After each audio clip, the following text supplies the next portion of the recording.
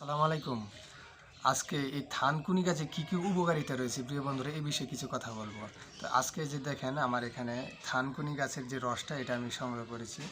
তো এই থানকুনি গাছ, আপনারা থানকুনি গাছের রস কীভাবে খাবেন এবং এর কী কী উপকারিতা রয়েছে সে বিষয়ে কিছু কথা বলবো। তো এই থানকুনি গাছে আপনারা হয়তো আঞ্চলিকভাবে এটাকে টিয়ামনি বা এটার ইংরেজি বা বোটানিক্যাল নাম হলে সেন্টিলা অ্যাসিটিকা প্রিয় বন্ধুরা। তো এটি একটি মহামূল্যবান ঔষধি উদ্ভিদ। এটি বিভিন্ন রোগ নিরাময়ে আয়ুর্বেদিক শাস্ত্রে এই ওষুধটি ব্যবহার করা হয়।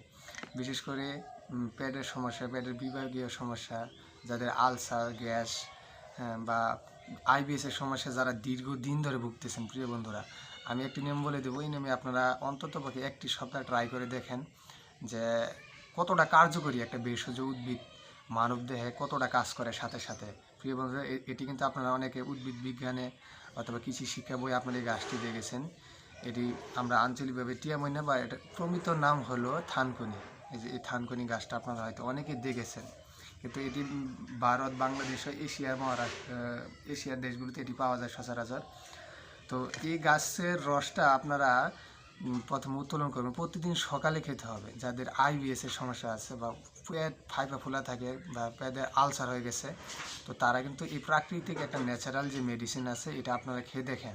হ্যাঁ, তো আমি আপনাদের সামনে এটি খেয়ে দেখাবো যে এই থানকুনি গাছের যে রস আছে এটা আপনারা 20 গ্রাম এই থানকুনি গাছে সংগ্রহ করবেন প্রতিদিন সকালে। তারপর সেটা ব্লেন্ডার করবেন, অথবা আপনারা শিলপাটে ছেঁচে রসটা আপনারা ছেঁকে নেবেন। ছেঁকে নেওয়ার পর ঠিক 1 গ্লাস পানি নেবেন, এরকম 1 গ্লাস রস আপনি সংগ্রহ করে প্রতিদিন খাবেন। তো আমি আজকে খাচ্ছি।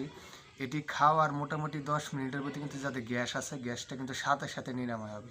তাছাড়া এতে আছে অ্যান্টিঅক্সিডেন্ট, অ্যান্টিব্যাকটেরিয়াল উপাদান সমৃদ্ধ একটি ভেষজ উদ্ভিদ এর রসে আছে।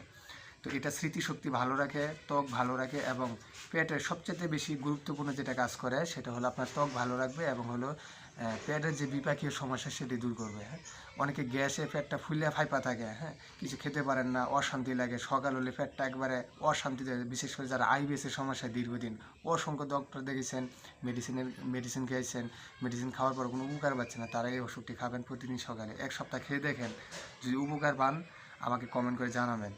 তো আমি আজকে একটু খাবো, আমি আপনাদেরকে সরাসরি খেয়ে দেখাবো। ঠিক আছে, আমি আপনাদেরকে সরাসরি খেয়ে দেখাবো যে এই ওষুধ উদ্ভিদের কতটা গুণাগুণ আছে। অনেকে ভিডিও করে কিন্তু ভিডিওতে কিন্তু সঠিকটা দেখায় না। অনেকে যে ভুলভ্রান্তি গাছ যেটা মানে সামনে ধরে সেটা নিয়ে ভিডিও বানালে আজগবি, যার কোনো বৈজ্ঞানিক কোনো ব্যাখ্যা থাকে না, বা এই গাছে কী কী কাজে সঠিক ব্যবহার, সদ্য ব্যবহার কী সেটা জানে না প্রিয় বন্ধুরা। তো আমি আজকে এই ওষুধটি খাবো, খেয়ে আমি আপনাদেরকে দেখাবো। বিসমিল্লাহির রহমানির রহিম।